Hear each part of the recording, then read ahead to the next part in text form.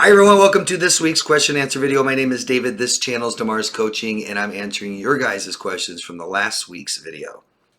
Please, I encourage all of you to ask me anything you want. No such thing as bad questions, no stupid questions. Repetitive questions are good too. So ask me anything you want, please. Tune in next week for my answer. Thank you very much.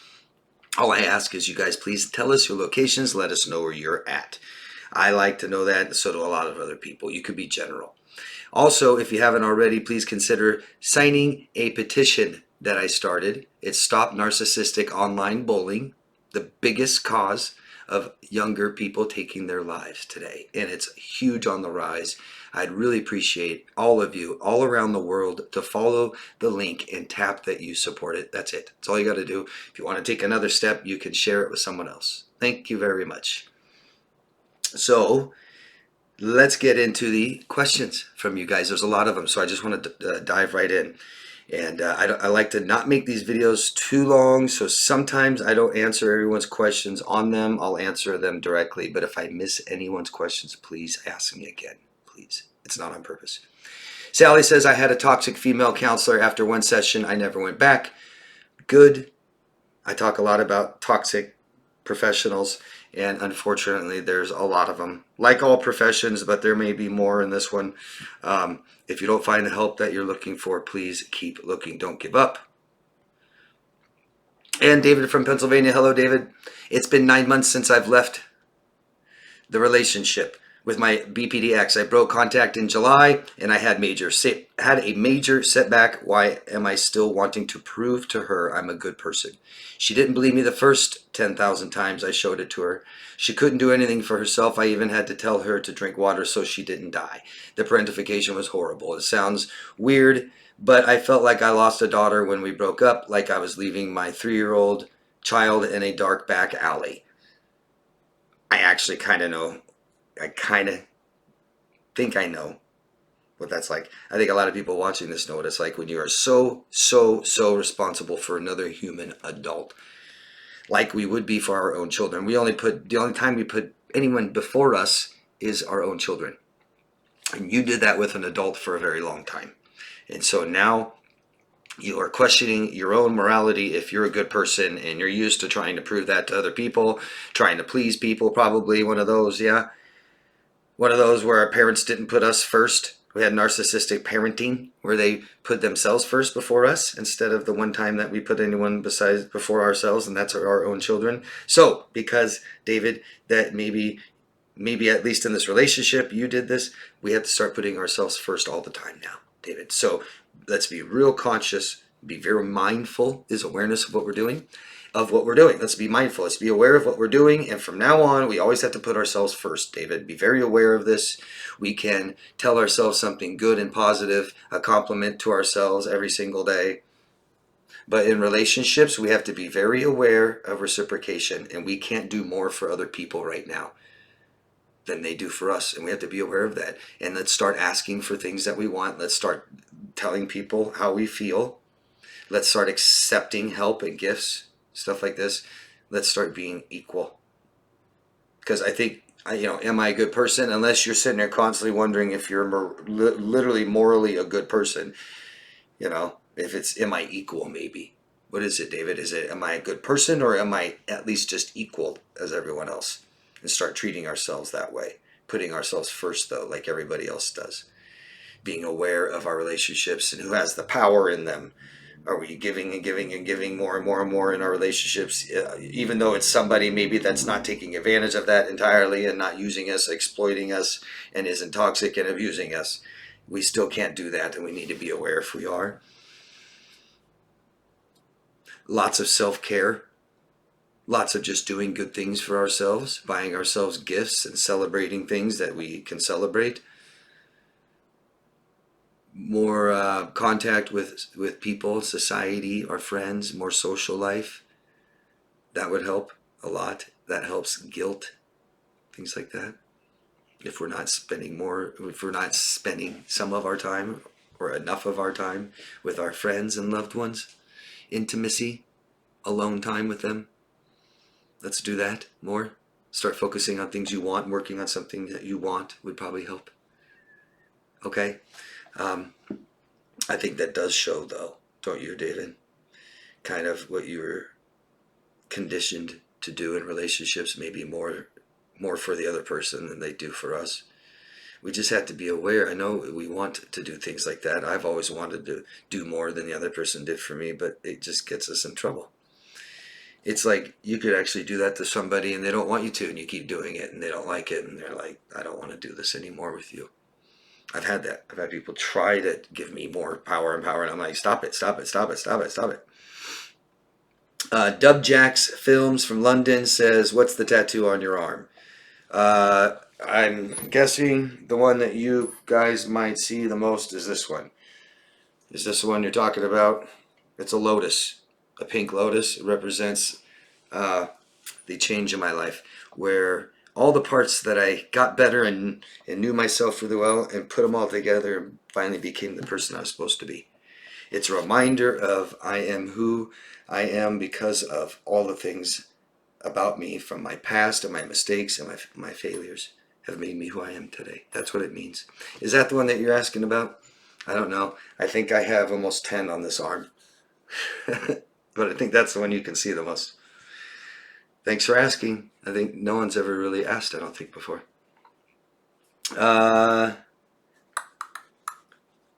Ruth in England. Hi, Ruth. My first private therapist creeped me out. It was a gut feeling and her responses felt a little off. Didn't go back. Well, that's good. And then you also say, what are your thoughts on toxic positivity? I have been told I'm mean or negative for speaking my mind about how I feel. Thanks. I've never heard, if you're saying that there's a term, toxic positivity, I mean, I could have looked it up, but I didn't. I don't really care sometimes about certain terms. I don't feel like I need to know them if I don't agree with them and stuff. But no, I've never heard of toxic positivity. That's like healthy narcissism, right? I don't know. You've been told that you're mean or negative for speaking your mind about how you feel.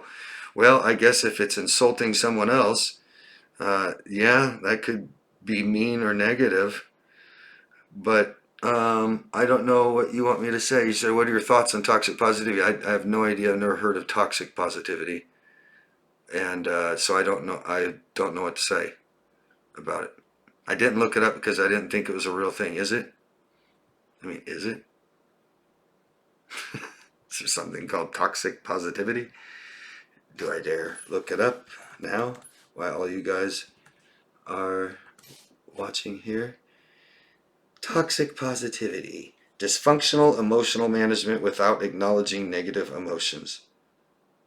Avoiding, suppressing, or rejecting negative emotions or experiences.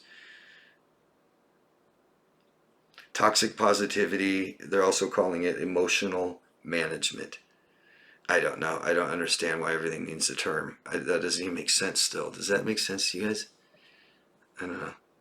Maybe I'm a little slow today. Whatever. Don't know what to say about that. I don't know. It seems like ignoring how you feel because there's nothing else you can do about it, maybe. Right? I look as acceptance. I don't even know if this is what it's talking about. I don't think it is, but accepting what I can't control. I don't know. Why don't you tell me what you think toxic positivity is, and what are your thoughts about it? How about that one? Seriously, tell me what you think. Maybe I can say more about it next week. Or if you had some more specific question about it, besides just what are my thoughts about it. Nicole from United Kingdom, or I'm sorry, Nicola. Sorry, I don't know how to pronounce it. I know I've read it before. I hope you didn't tell me how to pronounce it before, and I forgot again. But I'm going to say Nicola? Reminds me of Ricola. From the United Kingdom here. Glad to hear you were okay. Kept checking for the Q&A yesterday. Oh, yes, I was not available last Monday. I had to wait till Tuesday for my Q&A. Thank you for asking. My question for next week is, how, aside of therapy and including it, does one sidestep away from the anger left within a person after they are out of a toxic BPD relationship? The times alone in thought when it becomes overwhelming and they have no one to talk to or can understand their wave of betrayal and anger they feel. You're asking for a friend? You're asking for yourself, right? Very common, yeah?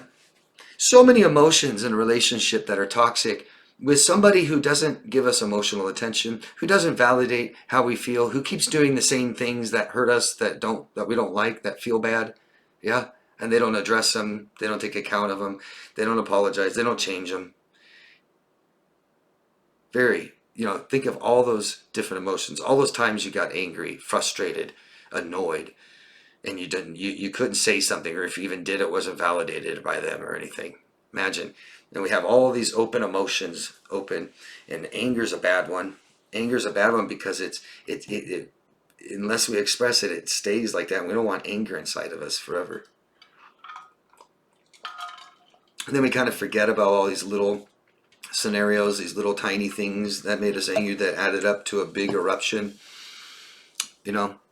We know that it was, we can maybe look back and say we know that it was years of things of pissing me off and neglecting me and annoying me and ignoring me and ghosting me and all these different things and cheating on me and lying to me, but you never really even took account for it and apologized. And oh man, so much betrayal and anger. So your question is, how, aside from therapy or with it, does one sidestep away from the anger left within a person? I don't know how someone does that, if that's really your question. How does one sidestep? No, we got to express it. How do you express emotions? How do you express anger? Really. And how about any of you willing to answer? How do you guys express anger? Maybe that would help other people on here. Maybe that would help everybody. Maybe you guys have one or two ways that you express anger, but if we all tell our own ways that we express anger, it would help all of us. How about all of us do that? What do you think? A common way is working out, because we're actually doing something. Anger is an emotion that can really fill us, our whole body, and it really makes us want to do something. Anger gets things done. And so if we do something physical, it seems to help with anger. If we think about it, we could yell while we're doing it, while we're working out. Yeah? I used to shoot a gun and shoot when I felt angry. I don't really get angry like that anymore, so I don't really have to do that anymore. But that seems to help. It's like I'm physically doing something, I'm destroying something. Anger's not bad. The reason anger gets such a bad rap is because people express it in unhealthy ways sometimes. And the worst thing to do is to be in any way, violence, VIOLENT, in any way while expressing this around other people. If we have to be like that, we do it alone. Right? Mom said, go beat up your pillow. Well, go beat up your pillow as long as just your little brother or sister isn't right in front of you in the room, standing right next to you while you're looking at them but we don't want to do that around people. It's unhealthy. We want to be able to tell people how we feel. Talking and writing are the best, healthiest forms of expressing emotions. You guys might have a lot. It might not help to just say it once.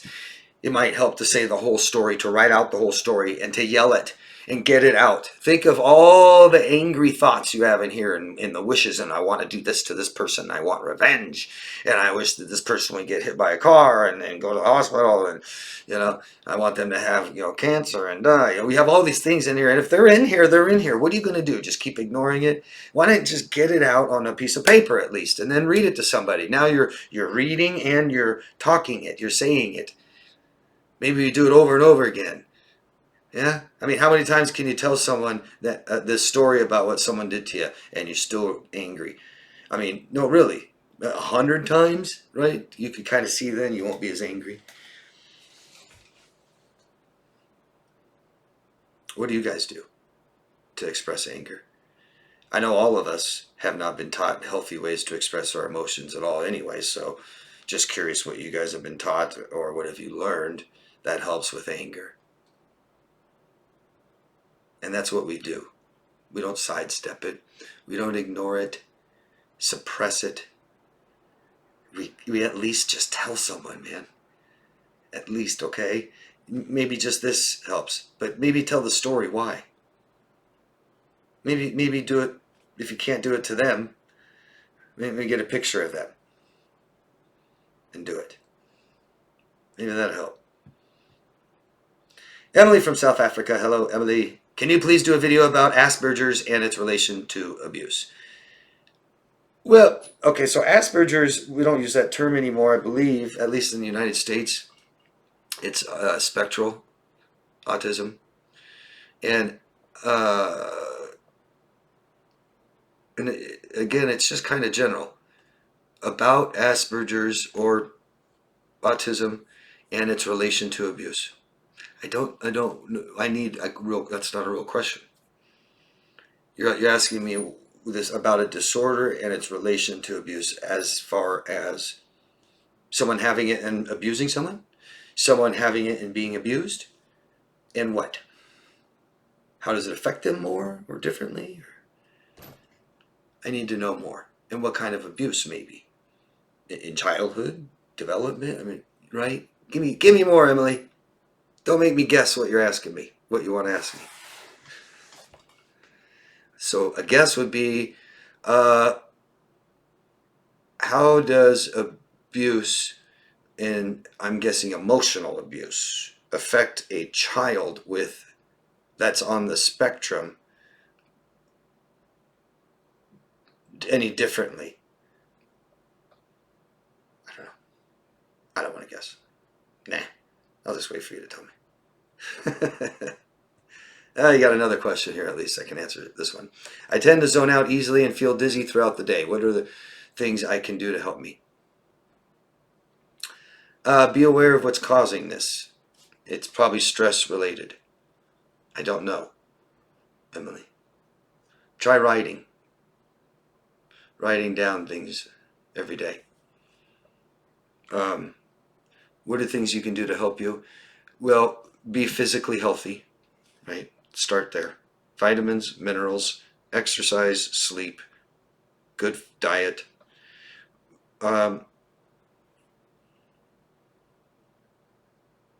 You've asked other questions that are similar to this. Kind of forgetting what I'm doing, forgetting where I'm going, forgetting where I place things down, and getting so easily sidetracked and stuff like this.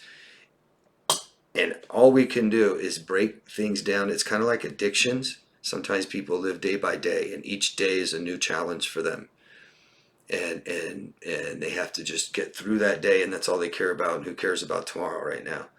And sometimes people are so bad with their addictions, they have to go hour by hour, and sometimes minute by minute, whatever it takes, second by goddamn second. But the more that you try to be more mindful of what you're doing, the more it should help, Emily. But we may have to see someone and see a professional. Okay? Thanks. You go on to say, I think I might have a dissociative disorder because I will put things down and not remember where I put them. I remember. And you have arguments with people and not know it is happening. You don't feel like you have any control over your life, your emotions, or how you feel. It took you so long to find out you had to wash your clothes because your parents didn't teach you how to take care of yourself.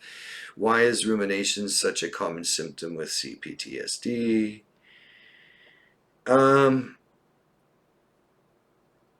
Okay.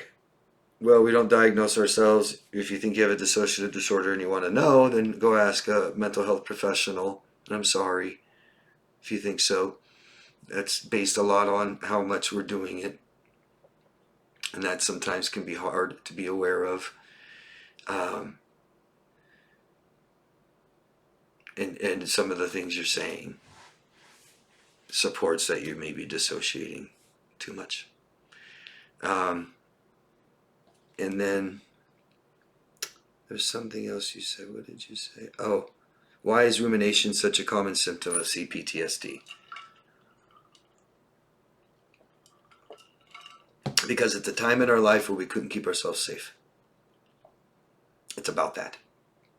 And that's scary to us, to know that there's ways that we can easily fall into and not even know how.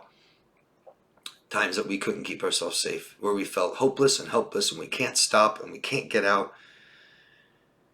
And our brains need to understand this and make sense of it. That's the biggest reason I make these videos, I think. I think that's the biggest take that you guys get from my videos, is to at least make sense of your experiences. To stop that obsessive thinking about our past experiences. Wondering if we're good people, wondering if we did the right thing, wondering if we could have, would have, or should have done something better. Just really trying to understand what happened. To know that we weren't a bad person, but to know that we can avoid this from happening again. How? And if we're in this again, what can we do to stop it or get out? We need to know. And these are definitely experiences we can't ignore. That we can't just try to feel better. And I can't stress it enough, and I'm going to say it again here now. Most of you guys don't even go get help, which is sad. So most of you don't get better. I know that. You think you might, you think you feel a little better. I understand that doesn't mean you're better.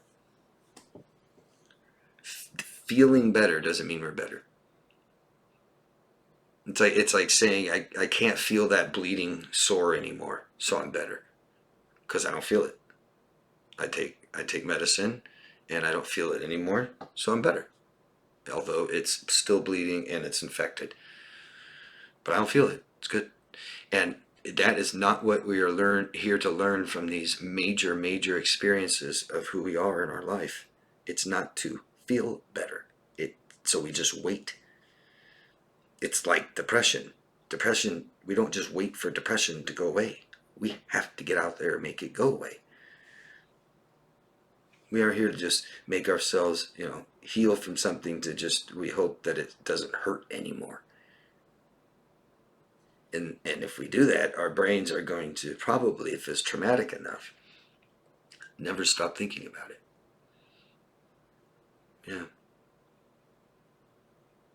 I'm sorry, Emily. Hope you're able to get the help that you're looking for. Jog 9537. Why can I not get a future planning with a BPD?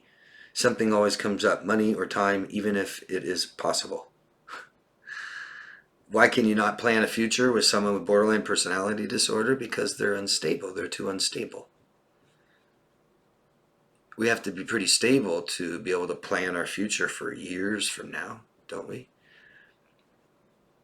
We have to be stable enough to plan a date for next week, don't we? Hope that we don't do something stupid and go to jail or get kicked out of our house or lose our job by next week, right? So trying to plan a future with someone with this disorder, yeah, good luck. They'll do it. It's not that they can't plan. Planning is just talking about it. You might find while you're planning it that they're not very good at even that. Not very reasonable, maybe. That's usually not the problem, is planning. Not entirely. It can be a problem. It could not even get past the just talking about it stage. You could make them too nervous, too anxious, too annoyed, don't care. But usually it's, oh yeah, I'm all excited. I mean, geez, what a borderline thinks they're going to be all into in 5 years, right now, probably not. Probably going to change. People change. Their minds and their opinions and their wants and their feelings and likes and stuff like this, what they're interested in. My plans change. Seems like every few years or every several years they kind of change, a little bit, kind of significantly maybe. But yeah, the problem isn't even talking about it. The problem is following through, right? Action. Oh yeah, that sounds so cool. Oh my God, I so can. That's so. Oh my, I've wanted this so bad. I've wanted this my whole life. I just realized this now, though. Oh God, I can't wait. Oh my God, yep, that makes total sense. Yep, let's do it. Yay! Nothing. Not a single step. Or maybe there is. Maybe it depends, how unstable are they. Maybe they do take steps to get there, but they won't take the last one, maybe. That's it. I'm done. Changed my mind. Nah, I don't want to anymore. Nah, I don't even like you anymore. Why would I want to plan do all this stuff for the rest of my life with you? I don't even like you anymore. You're bad. You're a narcissist. Yeah. No, I mean someone unstable, trying to plan their future. That's a good red flag toxic sign, isn't it? Either no future or uh, not practical, not realistic. You know, real fantasies of grandeur type things.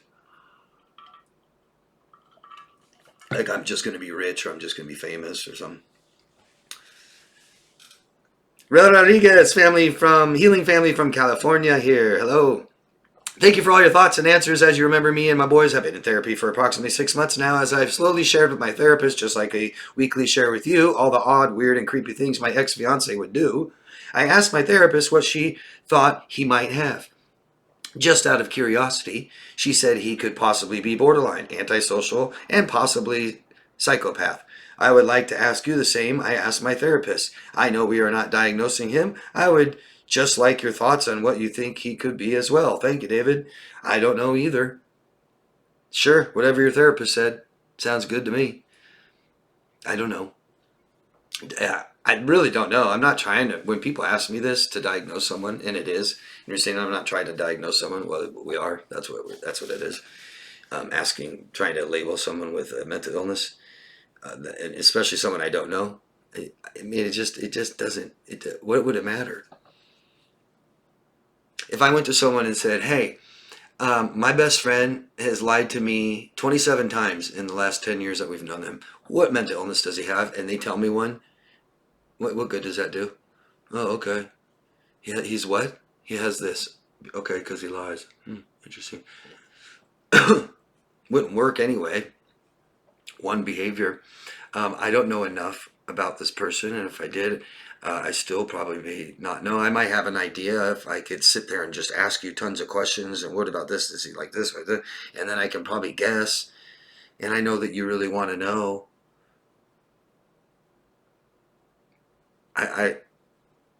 I've tried to help people like this, clients of mine that hire me, but then I guess I could ask them a ton more because I understand. We sometimes for different reasons, but it helps us understand. Like I think the biggest one for people, it helps to kill the hope, and it doesn't even mean just the hope that it will never work, but just the fact that I know that it never would have. I can just tend to move forward knowing that his mental illness means he is absolutely incapable. Even if he wanted to, it wouldn't work. Even if he tried to, it wouldn't work. Even if we had all the money in the world, it wouldn't have worked. Even if we had the best doctors in the world, it wouldn't have worked. You see, I get it. I understand that. At the same time, I can't say. I don't know. There's not enough information by what you've told me. And I mean, he does show traits of borderline, sure. Does he have them all? I don't know. And I'm just going by what you say. Doesn't mean that that's true. I'm not trying to say you're a liar. I'm just saying I believe what you're saying, but maybe what you're saying isn't very close to reality. I don't know. I don't even know you. Impossible. Impossible. So I think what makes it a little easier is if we just try to focus more on the line of crossing personality disorders. How's that? Right? If we get this pervasive pattern that he's always like this, that he's or she have always been like this, they have all these traits and they did it with me and I guess they did it before me and they're probably doing it after me, then okay, they probably have a personality disorder and who knows which one or two or three that they have, but that's enough. Is that enough? A lot of doctors talk like that. I hear a lot of therapists talking. They'll just say like, oh, they have a PD. They don't really get into which one, who knows, but a PD is good enough for me. There's only 10 of them.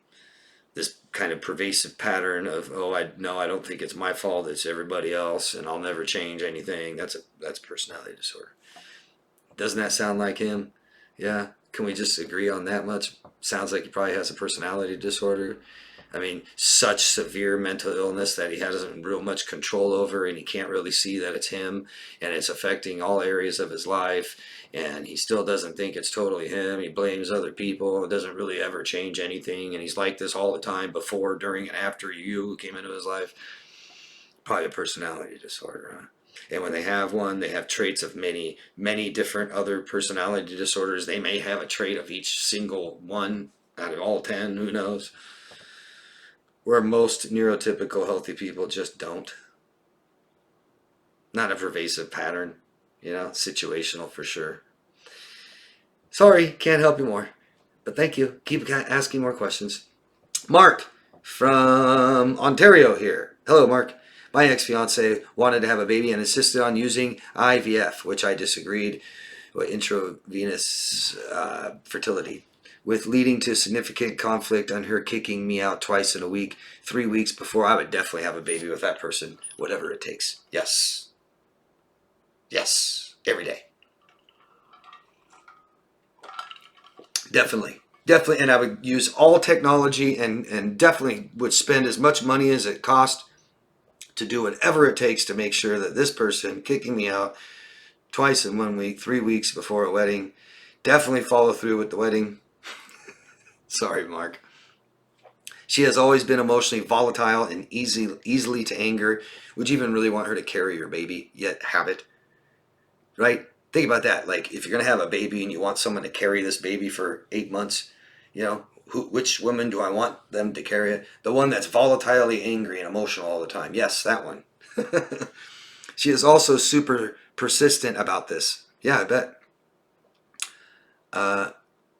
Oh, sorry, I missed it. Now she wants to reconcile, but has also expressed that she doesn't want children anymore. She is also super persistent about this. I believe she may have borderline personality disorder, but she isn't aware of it.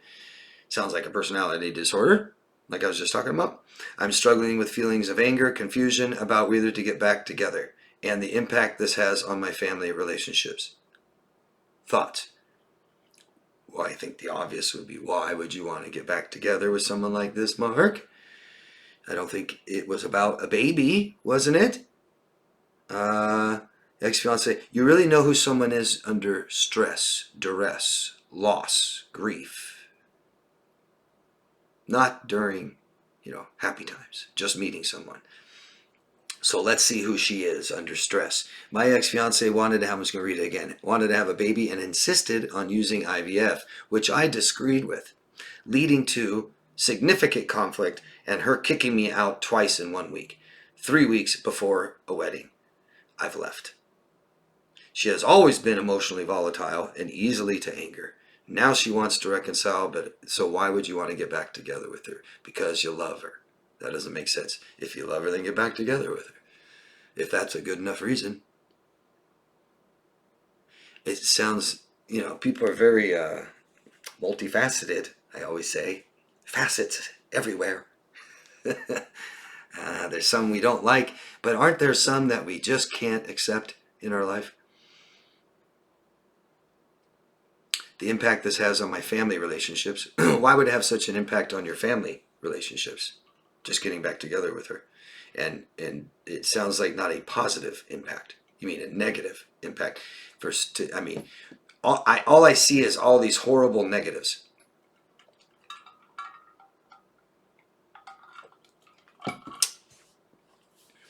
And then you're just asking me thoughts.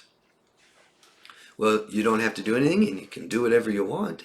I would recommend that what's more important is that you're doing what you want, and what really is important is how you feel about it. So you don't have to. You don't have to stay away either. Just figure out what you want. No one can tell you that. If you're not sure, definitely take your time before you let in this emotionally volatile and easy angry, super persistent, conflict controlling person in your life that kicks you out of your home. Nothing like that. If you ever want to know if someone's got your back, definitely if they kick you out of the house ever, that they definitely have your back. I don't know a positive. I don't know. You could write a list down of things that you morally value. And then I believe that they have to be the same with anyone that's allowed into our life, or it's going to be a big, big, big problem. We lose the sense of who we are and compromise what we morally value. So write down all the morals you value and then ask yourself, make sure she values every single one of them. Doesn't, I bet that she doesn't. Find out what your emotional needs are and ask yourself if she met them in your relationship, because if she didn't, good luck fixing that one. I don't know.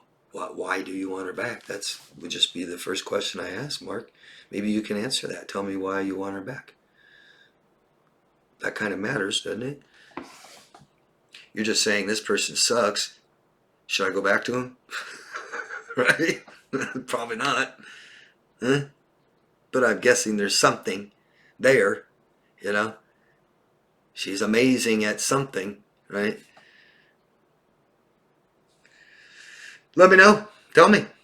And then maybe I'll share my thoughts more. I have more thoughts about it. If you guys want me to have an opinion on something, give me as much information as you can. Well, I mean, don't not try and make it one page. Hey, David. Let's see, where are you from? Did you tell me? No. Uh-oh. Nope, I got it all. You just didn't tell me. Let us know where you are next time. Your location. Hey, David, I have a very important, and this is Coco Busalisa. I have a very important question in case you're able to reply. I noticed that the girl I'm dating for 2 months has acted very out of place in one situation. Well, you only known her for 2 months. After which she told me herself that she has some abandonment issues and anxiety. Their parents divorced. She thought her father left her. She seems aware of this and she wants to improve. She will start therapy this week. And she tells me that this is one of the reasons. Otherwise, she's very nice and attentive. She shows respect.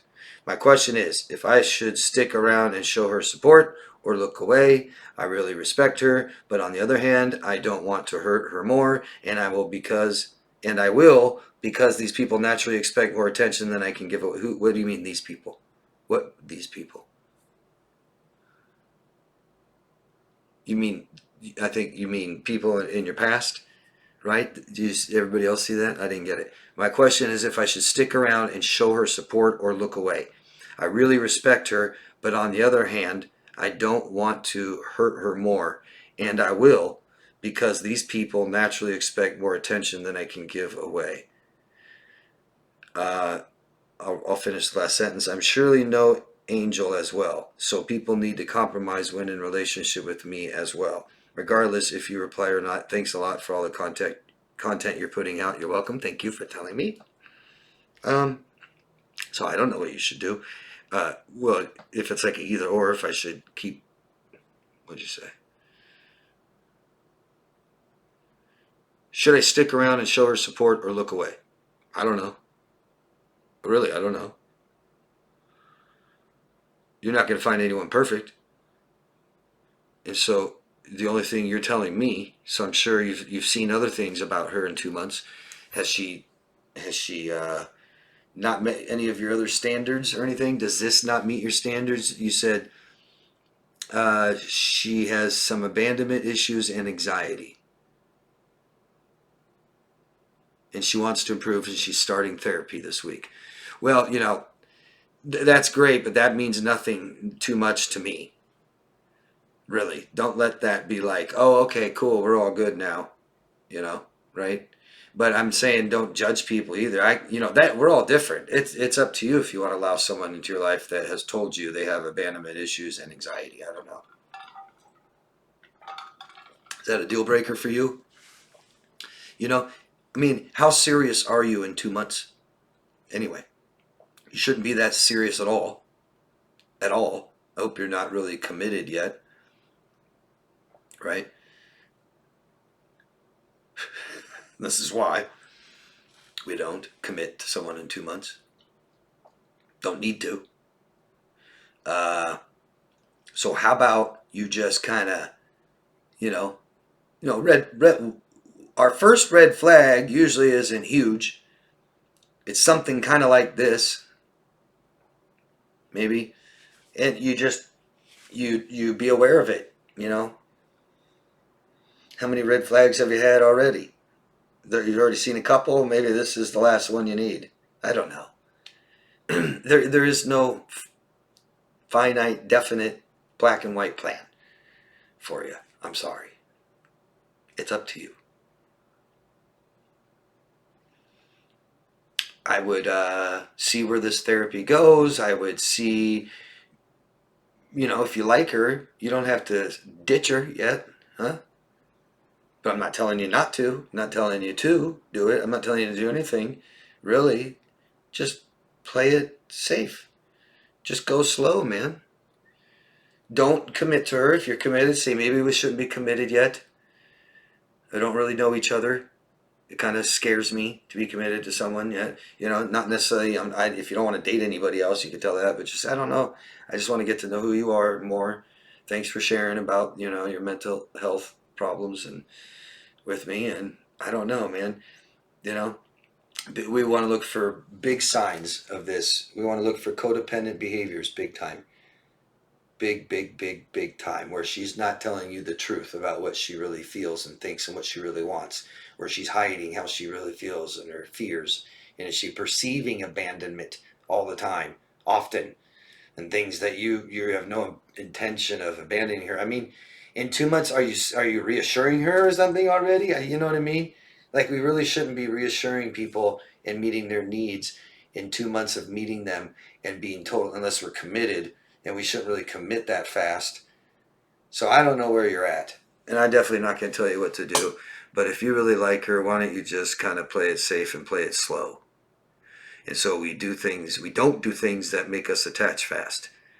We do things that make us attach slowly. Like, we don't talk very often. We date once every week or two. 2 weeks we go on a date. And don't really talk about her past much and problems and trauma. And if she's bringing these stuff up, she's worried about you don't like her all the time, and she's asking you to reassure her all the time.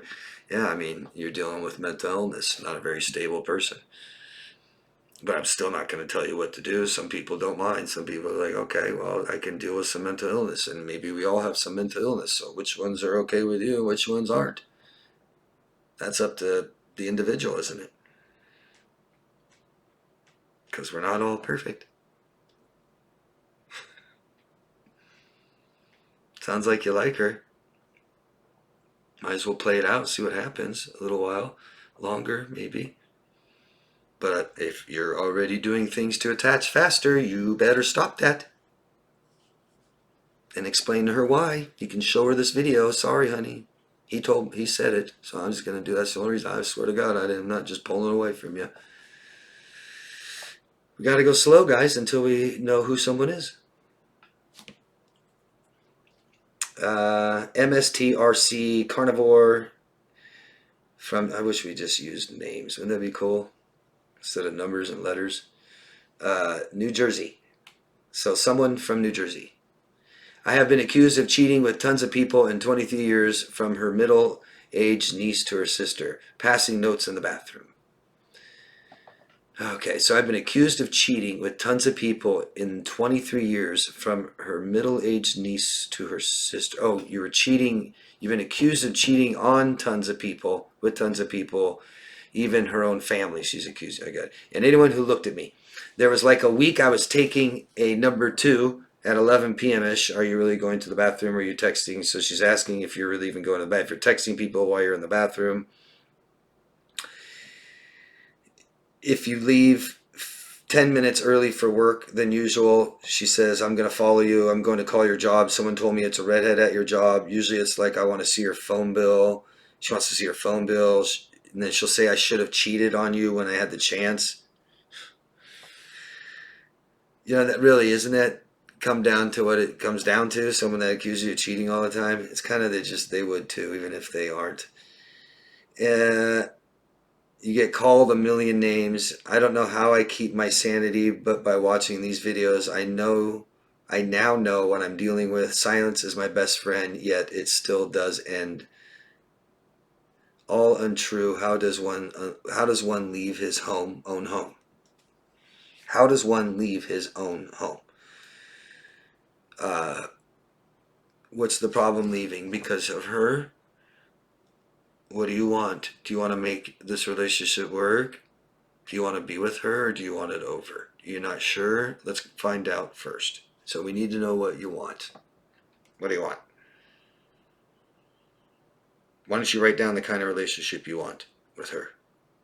And then find out and realize that she's not capable of doing that on your own. Find that out. I would hire someone for help. Sounds like you need help, don't you? Get some support. Get someone to help you understand some of this stuff. To offer you some suggestions you may not have thought of. Some ways to make things easier. These hard decisions we might have to make it easier. All kinds of stuff people can do to help you. Stuff that I do for people to help them. But how does one leave his own home? You walk right out the door. If it's hard, ask for help. If she is stopping you, call the police. That's illegal. I'm sorry, I can't do it for you. But all I can do is tell you. It helps if you have someone there like supporting you through this stuff. Makes it a lot easier. I give my clients all kinds of suggestions in situations like this, not just how to make this a little easier, but we take care of ourselves and we start to understand that this could never work. All these different little things that seem to help. But you're just asking me, how does one leave his home? You walk out the front door. If you have troubles or you can't do it, ask for help. If she's breaking the law, call the police. That's her, not you. You have the right. You're born with human rights. You live in New Jersey. You have rights in this country, in your state. We have the right to peace, the right to privacy, the right to make a living, the right to care for ourselves. So you can call 911 if you need that kind of help. You can hire someone if you need that kind of help. But it's all available for you. You just have to ask for it, or just hire or call someone. How else can I help you better? Tell me. If you think there's something I can do this way, just by asking me a question. But to get, my support and all my suggestions, you'd have to hire me. I can't just do this here in the comment section. But I can tell you there's help, and I can tell you you are able to heal from this, and there's help out there if you want it. You just have to want it. I'm sorry. This feeling you have sounds like you're being traumatized. We all need help. That's the real, impressive human that gets the help they need. Serengetitillion. Let's see if you have a real name. Nope, I don't know what your name is. Tina. You did tell us. Tina from Spartanburg, South Carolina. Hi, Tina. Welcome to the channel. She says she's a new subscriber here. I'm trying to break away from a relationship I've had with a BPD male. My biggest reason to want to run away from him is he's been saying for the last 2 weeks and other times in the past that I'm out having sex every single day and night with his neighbors and my neighbor. I tell him if I was, it wouldn't be hard at all to prove that. He says he sees me driving from his neighbors back to my house, and it's so ridiculous. I've told him, well, follow me then. And if I was doing all those things which I detest, then he wouldn't be in the picture. My question is why does he believe his thoughts concerning this? Is it that he's accusing me of doing such things because he's in fact doing such things? It makes me lividly angry when he texts me and tells me I'm doing this, and that when it's so far from the truth of what's really going on. I told him 1,000,000 times when he says those things, it makes me not like him at all, and definitely don't want to be around him. But he continues to accuse me. Oh, my light turned off. Well, I'm sorry, Tina. What can you do about that? You've tried to reassure him that you aren't cheating and it doesn't work. Now what? We have a problem. Problem must be fixed or the relationship is over. I don't see this being fixed. Have you tried? What have you guys done to try? Is it just you that tries and not him? It's over. If he doesn't try equally as hard as you do, it's over. But he doesn't have to. Usually people with this kind of mental illness usually ain't going to do it. Get much help. Sad to say. Just truth. Your question is, why does he believe his thoughts concerning this? He's delusional. That's what delusional means. Delusional means I think of something else that's different than reality and I believe it's true. I tell you my lies and I believe them. I'm delusional. That's the way his brain functions. Not very well. He probably has cognitive dysfunctioning. And he cannot reassure himself. And because of his past traumatic experiences of abandonment, he's afraid and fears abandonment to the point where he thinks he's going to be abandoned even when he's not.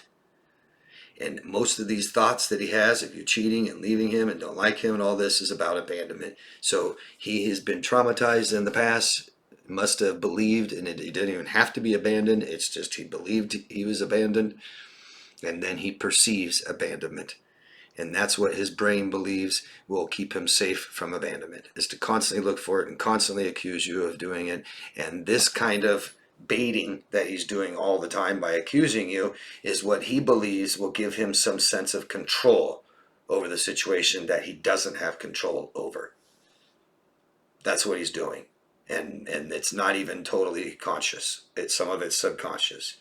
He's not totally aware he's doing this, but he couldn't consciously deny it if I was accusing him. He doesn't have any control, feels like he doesn't have any control over these massive fears that he has, which he doesn't. And he wants you to always make him feel better about it. He tries, and he does that by accusing you and baiting you and constantly doing this to your emotions, which gives him a sense of control, power over you, that he can actually physically keep you or emotionally keep you from abandoning him.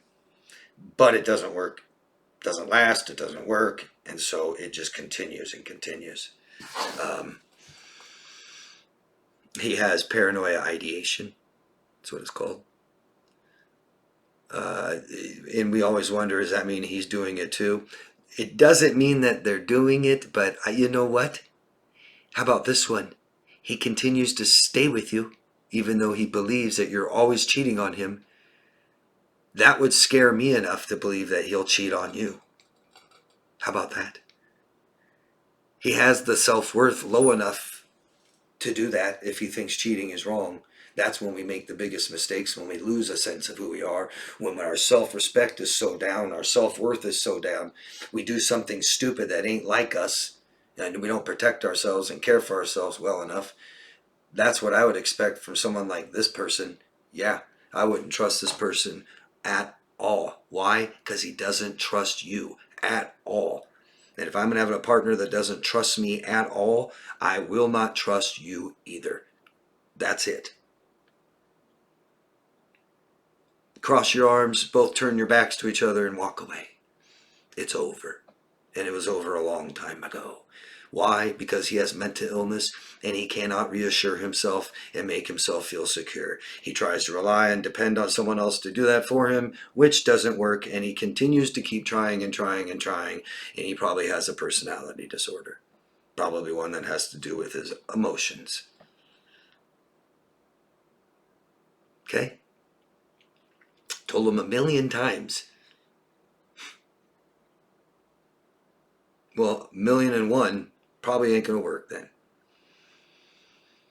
Did I answer your questions? Is that he's accusing me of doing such things because he's doing? Is he in fact doing such things? Well, obviously I wouldn't know that, but I tell you this, I wouldn't trust him at all.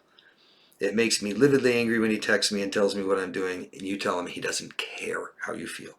He doesn't care what you need. He doesn't care what you want. He doesn't care how you feel. He doesn't care what you value. He probably doesn't care what you believe. He cares about what he needs, what he wants, how he feels, what he values, and what he believes. And that's it.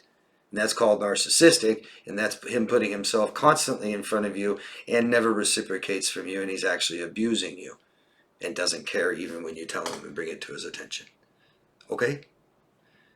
So this relationship is over. Over. It's just up to you to walk away, and your self-respect and your self-worth will not rise until you do. But at least it will jump up the second you do, and you'll feel better about yourself, so you don't have to be as scared about how bad you'll feel without this loser in your life who refuses to get any help. I'm sure he's so paranoid and tries to control people, but he won't just help himself. Hey David, I'm from Germany. The name is Kira Schwarze. How can it happen that people live together, are married for years, until the BPD truly starts to split? Can BPD run in waves or be triggered and get worse by something? Stress, circumstances, whatever.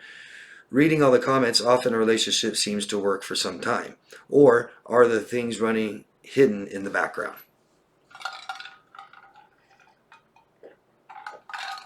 Well, there's many parts to this, right? And BPD, the diagnostic traits, are conducive to or reacting to stress. They cannot function well in relationships with people. They cause a lot of stress. And however long it takes for those traits to surface because of stress is depending on how much stress they experience in the relationship, almost like not just depending on the environmental factors, but also just how high on this spectrum are they? How much stress can they handle? How little stress can they even handle? Do the traits come out right when you started seeing them? The anxiety and the panic and the anger all on the first date? Or did it take 6 months? But the other part you have is morale. The moral person they are. Because BPD doesn't make people abuse people. It doesn't make them cheat and betray and lie and beat people and humiliate them and betray them and set them up and all these things, okay? So that's the human being. And what I don't see is someone that's a very good moral human being all the time with no red flags, and then they get some stress and their traits surface, and then they're all of a sudden a total immoral human being. Nope. I know a lot of you guys say, "No, David, really? You don't understand. My girlfriend was the sweetest, nicest." Sure, but she also showed some red flags that she wasn't a very moral person.